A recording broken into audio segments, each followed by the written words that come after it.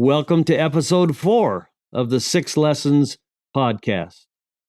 In this lesson, we'll be talking about how bonding to carious dentin and bonding to sound dentin and the dental bonding systems that have been developed were only part of the equation for understanding how important the techniques that are used in a biomedical restoration have to be integrated with each other. In dental school in 1975 through 1978, we had adhesive dentistry bonding to enamel. And that's what we called adhesive dentistry. It made possible tooth-colored fillings in the front. But bonding to dentin was not known or taught at all by the year that I graduated in 1978. That was the year that the first bonding system, which is called Clearfill F1, was introduced to the market. So 1978, Clearfill F1 comes to the market, and everybody is like, well, does that really work?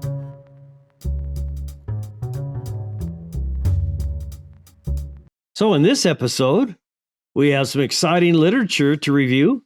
The first one is 2021, Decoupling with Time, with Alleman and 5 other authors, published in Inside Dentistry. The next one will be 2 book references, but the books aren't available in print, but you might be able to get copies or out of print. This is the 1993 Fusayama textbook called A Simple Pain-Free Adhesive Restorative System by Minimal Reduction and Total Etching. His first book was actually published in 1980. There's a copy of that I made. And then we have articles 3 out of ACTA University, Amsterdam, foundational articles in understanding composite polymerization dynamics. The first one is called Relaxation and Polymerization of Contraction Stress by Flow. And that was published in 1984 in the journal Dental Research. Carel Davidson is the lead author.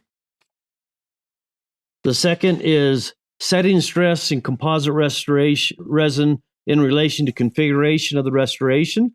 The lead author is Felser, again, the team from Davidson at Amsterdam. That's published in 1987, again, the Journal of Dental Research.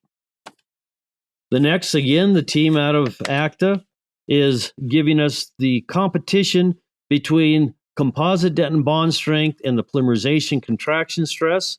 That's in 1984. And this article compares light cure materials versus chemical cure materials. That's the beginning of that separation in the profession where chemical cure was the only composites that were available for a decade.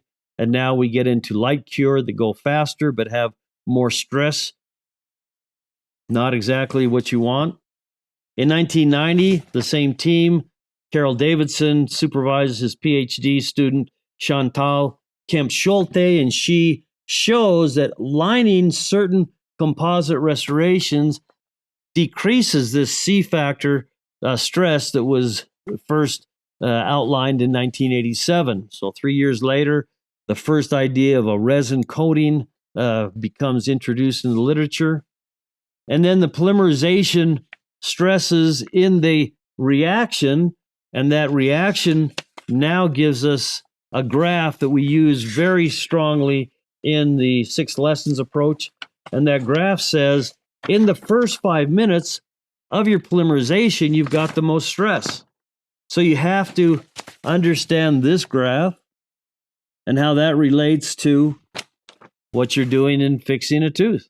And the last one that we reference in this episode will be 2004 Nikolenko. This article comes out of Germany under the direction of Roland Frankenberger, a top researcher in adhesive dentistry, and is published 2004 in the journal Dental Materials. All right. Can't wait to talk to these. Well, when I was introduced to adhesive dentistry, that came from Fusayama. It came from Tokyo Medical and Dental University. On this cover of this book, I made a list of 10 generations of bonding systems that the company Courret has produced over this period. And in 30 years, actually only 27 years, it took 27 years to get the ultimate bonding system that was the easiest to use. It had the best performance. And that bonding system first came to market in the United States in 2005. These are new places and new concepts that I had no introduction to in dental school. And so I had to figure out what is working and what wasn't working, how that related to the traditional dentistry that I knew. That part of the dentistry that I did was called adhesive dentistry. But bonding to dentin was not known or taught at all by the year that I graduated in 1978. All these things are very complicated chemistry, and Bart van Meerbeek in 1993 wrote his dissertation comparing 20 of those bonding systems. The 20 bonding systems that he used in 1993, there's only 2 that are still produced in the world. So there was 10% of the bonding systems that had something that was good enough that doctors would keep trying and keep using and keep bonding. So from 1978 to 1998, 20 years before we got to the self-etching solution to the problem of smear layer removal, which he called conditioning. And then once we had this self-etching system, we had the ability to understand that we had simplified but not oversimplified this approach to bonding. If we oversimplify the approach to bonding and take the bottle of primer, which is hydrophilic, likes water, and the bottle of adhesive that's hydrophobic, if you do those separately in your priming and then bonding, then the hybrid layer has certain characteristics of a gradient, and that gradient has certain flexibilities at the bottom where it's moist and wet, and then other characteristics as it gets towards the surface is going to be restored with the composite. So that gradient in this hybrid layer, which was named in 1982, but refined in 1993 by Van Meerbeek when he called it interdiffusionary zones. So these interdiffusionary zones that Van Meerbeek identified were called deep, intermediate, and superficial. In this little logo on our cap, this would be the deep zone, this would be the intermediate, this would be the superficial. Now we do have a 4th zone that we'll talk about in our next lecture that gives us the ability to have even a better hybrid layer by not demineralizing any of it. The mineral content is removed by this acid etching, which had been Fusayama's initial innovation, taking Bonacore's acid etching of enamel to create these micro grooves that could be bonded to very quickly. But Fusayama, when he uses acid etching, had the unintended consequence, and he understood the consequence of removing too much of the hydroxyapatite. That expressed moisture from the vital pulp into the bonding field, and that complicates the chemistry.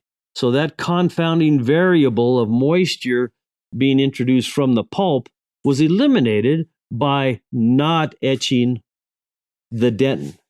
And the self-etching approach came from the introduction of this molecule 10-MDP. So once we have a self-etching approach and it starts to get tested, then we have the ability to compare tests from different parts of the world. The article that I published with 5 other authors, Davy Alleman, Simone Della Peri, Jorge Aravena Diaz, Leandro Martins, Philippe Coulemans. This article was published in 2021 called Decoupling with Time. We talk about those different approaches and we identify what is called the gold standard bonding systems in the world, based on the research that started in 1993 and has continued to this day, 30 years later. By using a gold standard bonding system, whether you use a total etch conditioning or air abrasion conditioning to remove the smear layer, which had always been the weak link of the early bonding systems in the late 70s and early 90s. Then we have the ability to say, what are our bonds to a flat surface? And that flat surface bonding had been the gold standard for testing. And so when we tested those, we had the ability to say on a flat surface, we have this amount of bond strength. But how many surfaces in a dental restoration, a cavity, are flat? Well, not many. And so starting in 1984, so that's 4 years after Fusayama says we can bond to dentin, then investigation of bonding to dentin not only on a flat surface, but on a surface that had sides, a cavity preparation that is common in restorative dentistry. That started to be experimented with. And the experimentations start in Amsterdam with Carel Davidson.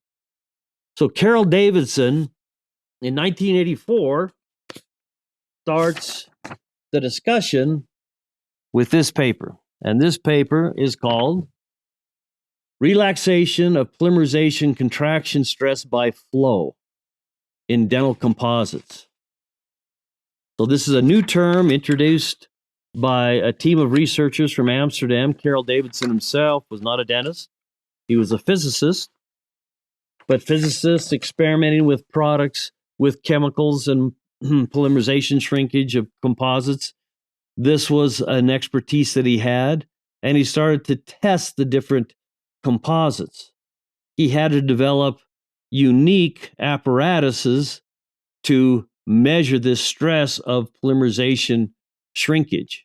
The first apparatus that he developed in this paper kind of looked like a dumbbell. So we usually call this a dumbbell apparatus. So this is the dumbbell apparatus. Now this dumbbell apparatus has hollow areas inside the top and the bottom, and then a hollow area here. And this is filled with composite. And then we have tensilometers on both sides that as the composite is shrinking, it's supposed to pull these two ends of the dumbbell together. Now, the inside of the dumbbell is metal. There's no air abrasion. There's no bonding to this metal through silicization techniques. It's just holding the composite. It's a chemical cure composite. And when they shrank the composite in this dumbbell, it didn't contract as much as they thought it would be. Because the shrinkage, we knew the percentage of the shrinkage. If the composite is just on a table and it shrinks, you can measure the volume of the shrinkage. But in this contraption device, something happened inside these composites that relieved the stress. Now, these early composites, 1984, are chemical cure composite. It takes them 5 minutes to get hard. That's very important to understand, because this mechanical containment of the composite, there was shrinkage of the composite, but only at a certain stage did the composite start to shrink in a way that the tensilometers started to come closer to each other. And so that had to be described, and that was described as a free flow condition. In other words, the molecules are coming towards each other. They're connecting inside of this dumbbell, but they're not connected to the walls of the dumbbell. So there's no holding with the bond to the walls, and all of the movement is the composite molecules moving towards each other. So that's called free flow condition. And if you have a free flow condition, then there was no stress on these two ends of the dumbbell. Whoa, that was something that needed to be known. So what they figured out is that if you were holding the massive composite and you didn't get much stress, it was because these molecules were slipping by each other. And the slipping by each other means that the cross-linking was at a minimum. Once they started cross-linking at about 3 minutes, then they started to have some stress, and then at minute 4, more stress, and the most stress was at minute 5, and that's when the cross-linking was at a maximum, and that's called the post-gel point of composite polymerization. This was interesting information, but then again, how does it apply to actual cavities? Well, the application to cavities was investigated 3 years later by the same group. If we now have a constraint, so they made this machine, unlike the dumbbells, this had 2 flat plates, and the 2 flat plates now had columns of composite that were connected to the 2 flat plates. They were bonded to those flat plates, so there wasn't a free flow, but they actually had, in between these 2 flat plates, this composite was shrinking, but it was connected to both plates. And so what they found out is that in that situation where you are constrained on one side or on both sides in this situation, then the amount of composite that you had in between those 2 plates had a relationship on how fast and how strong the stress was going to be. In other words, the plates are like this. You got a composite column here. Once that chemical cure composite starts connecting in that 3 minutes, 4 minutes, 5 minutes, then these plates are moved towards each other. That's sensed by the tensilometer on each side. And that starts pulling them towards each other, okay? If they held the plates so they could not move, then the only thing that would happen is that the composite would have the movement of the composite molecules, just like it was shown in the first experiment. And so if you had a large column of composite, there wasn't much stress. If you had a short column of composite, then the cross-linking happened percentage-wise much more rapid, and so that caused more stress. So they were able to calculate the surface area of the 2 round plates and the surface area of the unbonded composite. And if they had a large surface area of unbonded composite, then there wasn't much stress on the plates. So the ratio of bonded to unbonded surfaces became the definition of C factor, or configuration factor. Every textbook talks about configuration factor. Every key opinion leader talks about configuration factor. None of them have explained it to the way that they needed to explain it. Because I actually read these articles in detail. And I understood that, for example, if you have no bond to your apparatus or a cavity, then all the shrinkage moves in one direction. And so that's called free flow. In this experiment, it was not free flow because we had bonded surfaces here and bonded surfaces here, but the flow was happening in the unbonded composite. So there was things happening in the composite movement as the column was large compared to when it was thin, and we had a lot of cross-linkage percentage-wise happening earlier.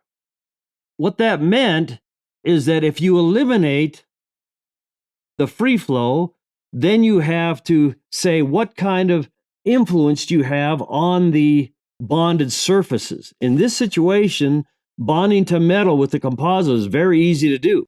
There's no moisture, there's no collagen, there's none of the slippery or flexible characteristics of dentin.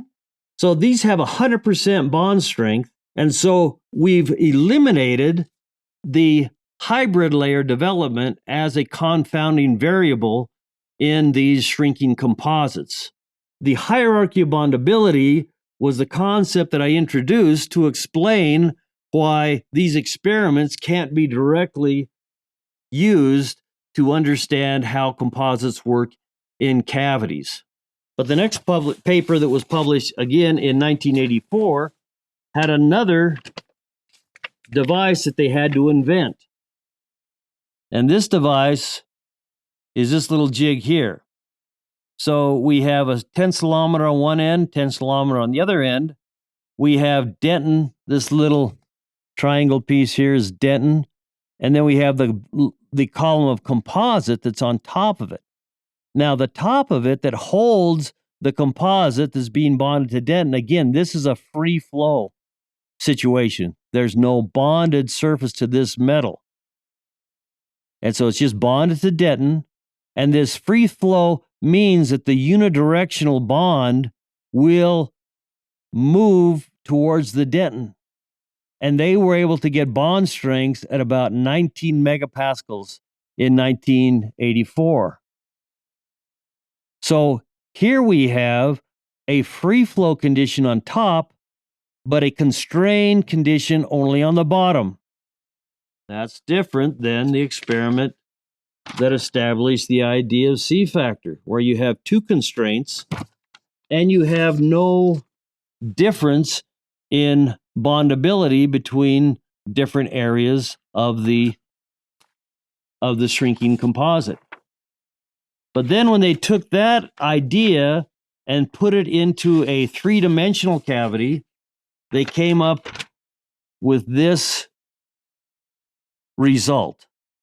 So here we had now a three-dimensional cavity that we had some constraint here, constraint here, constraint here, meaning it was bonded to enamel here. But then as we got down here and we were bonding it to dentin, as they did the experiment, they never had a delamination of the enamel on either side. They had very little delamination in certain areas that were right next to the enamel. This is called superficial dentin. But the main gap that was formed was always in this deep area, which we call intermediate dentin, or even deeper dentin as it goes to 2 to 3 millimeters deeper past the DEJ. So this is what they showed. And then 6 years later, one of Carel Davidson's graduate students, Chantal Kemp-Schulte, did another experiment trying to solve that problem of how to prevent that delamination in the bottom of the cavity. And they started to experiment with different liners. The only liners that had any success were composite liners. There was no flowable composite at that time. It wasn't invented yet. But they did have some less viscous liners that worked, and those liners had the ability to have some sealability. That was published in 1990, another paper that's been forgotten. But when I read that paper at this time, I'm trying to think. Now, these composites are basically the same as the liners. That doesn't make sense. In other words, you get a gap formed with the composite, and you have something like the composite, and you get less of a gap. What's the difference? And in my mind, which is a little bit out of the box thinker, I'm trying to, discover things that I don't understand. It came to my mind that it took time to put these liners onto that floor. And the composite liners that did the best, it took a little bit of time to adapt them. And I was enough of a chemist to know that every chemical reaction has a beginning, a middle, and an end. And so I related, as I discovered this paper was published in 1990. The other papers were 1984, 1987.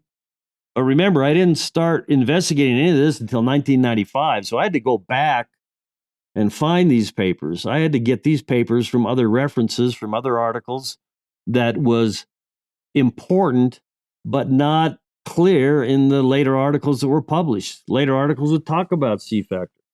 Later articles would refer to flow.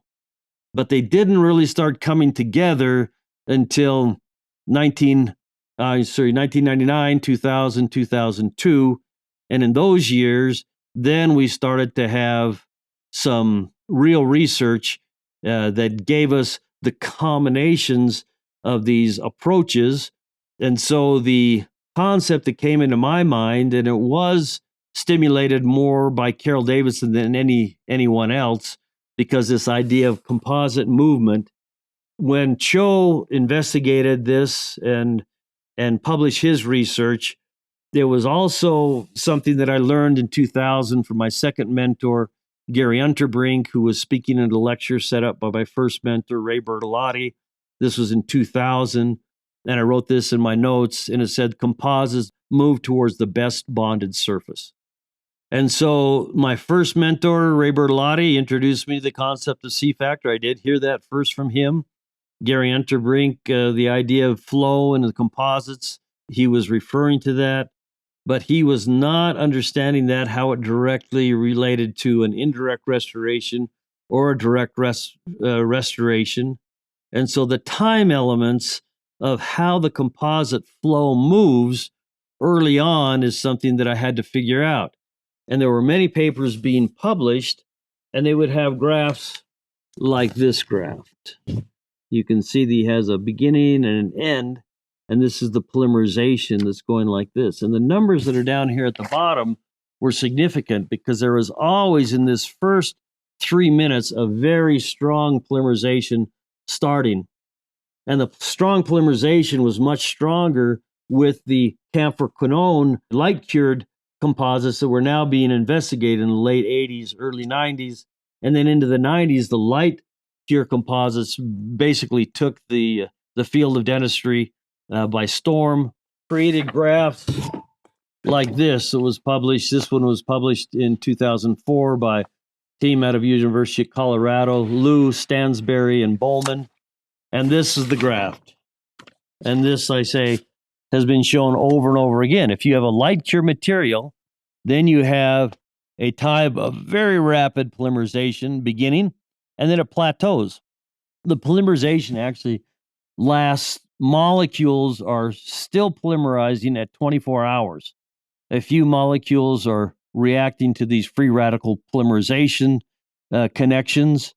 But in a direct composite, you have about 60 to 65% of the monomers that are polymerized after 10 minutes.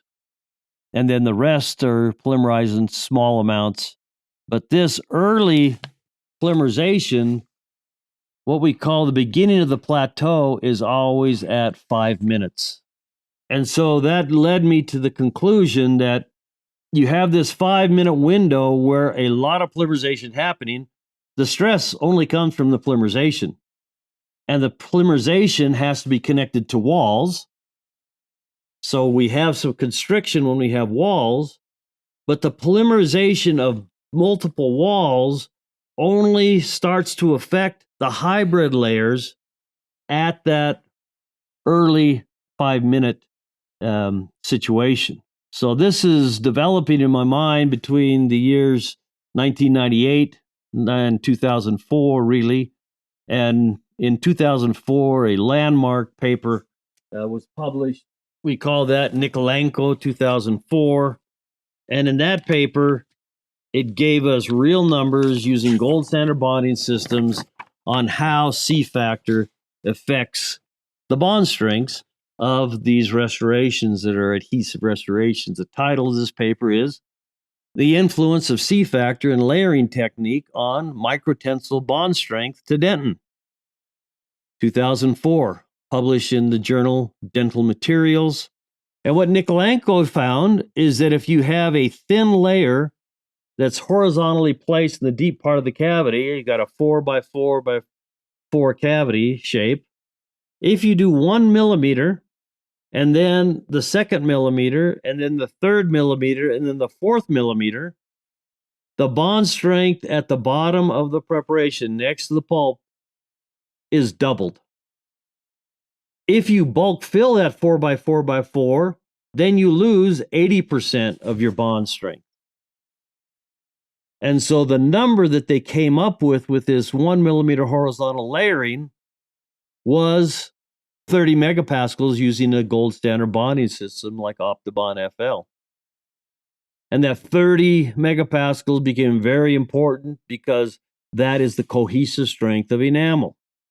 So if we can connect these deepest parts of the tooth at the same strength that enamel is connected to each other, we call that mimicking the strength of a natural tooth, or biomimetics definition is connecting your tooth side to side, front to back, and top to bottom around 30 megapascals, the same as cohesive strength of enamel.